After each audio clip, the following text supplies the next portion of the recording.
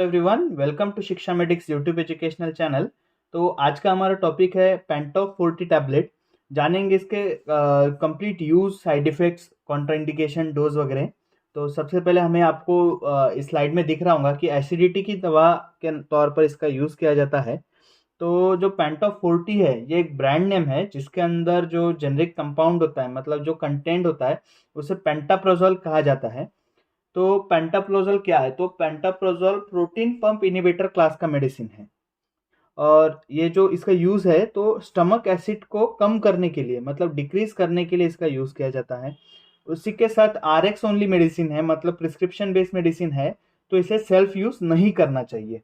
तो पेंटाप्रोजोल के हम बेसिक यूज देखें तो जो पेप्टिक अल्सर है उसे ट्रीट करने के लिए इसका यूज किया जाता है। उसी के साथ जो डिओडिनल अल्सर्स होते हैं, उसमें भी इसका उपयोग किया जाता है। वैसे ही ज़ोलिंगर एलिसोन सिंड्रोम जो होता है, उसमें भी इसका यूज़ किया जाता है।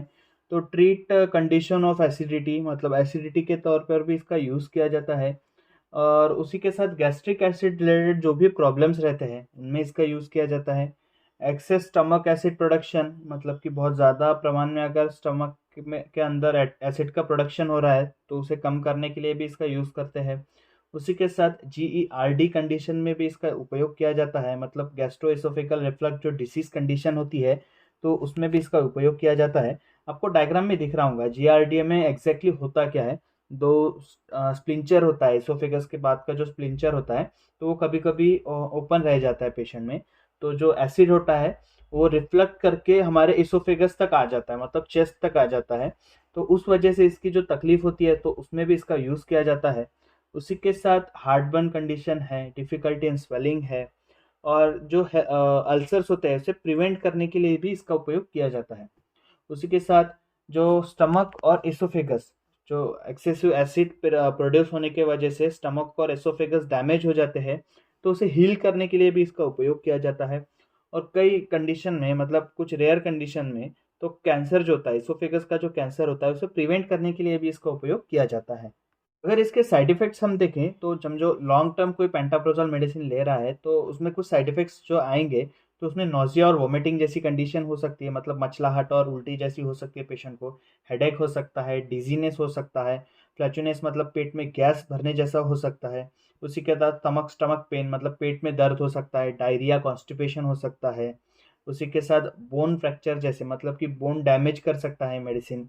उसी के साथ किडनी डैमेज होने के चांसेस रहते हैं इस मेडिसिन में। और अगर हम इसका ओवरडोज करते हैं, मतलब ज़्यादा प्रमाण में हम इसका ले सकते हैं, मतलब समझो डॉक्टर ने आपको एक मेडिसिन दिन का बोला है, अगर आप एक मेडिसिन दिन का ले रहे हैं तो वो इनफ है। लेकिन आप दो तीन मेडिसिन आप इसका ले रहे हैं, तो आपको ब्लर विजन जैसा हो सकता है, हेडेक होगा, कन्फ्यूज़न होगा, जो हमारी त्वचा है उसके ऊपर रेडनेस जैसा हो सकता है। उसी के साथ ड्राइनेस ऑफ द माउथ, मतलब मुंह सूखा पड़ सकता है। और रेड या फिर इरिटेड आईज, मतलब जो आंखें होती है और रेडनेस आ जाएंगी आंखों में, या फिर इरिटेशन होगा, टायर्डनेस और वीकनेस जैसा रख सकता है। और रेड स्किन लाइसेंस होता है, मतलब लाल चट्टे आ सकते हैं हमारे बॉडी के ऊपर। ये कुछ इसके साइड इफेक्ट्स है। अगर कॉन्ट्राइंडिकेशंस के बारे में देखें, तो कोई भी मेडिसिन के कॉन्ट्राइंडिकेशंस हमें पता होने चाहिए। समझो किसी को पेंटाप्रोजोल की वजह से हाइपर सेंसिटिविटी है, या फिर कोई भी प्रोजोल मेडिसिन की वजह से हाइपर सेंसिटिविटी है, तो उनमें ये मेडिसिन हमें नहीं देनी है।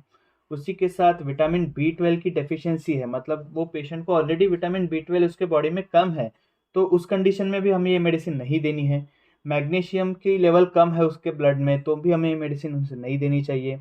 उसी के साथ जो इंटरस्टियल नेफ्राइटिस रहती है, मतलब हमने देखा था कि इसके साइड इफेक्ट्स में किडनी डैमेज करता है ये मेडिसिन, तो इंटरस्टियल नेफ्राइटिस कंडीशन में भी हमें ये मेडिसिन नहीं देनी चाहिए।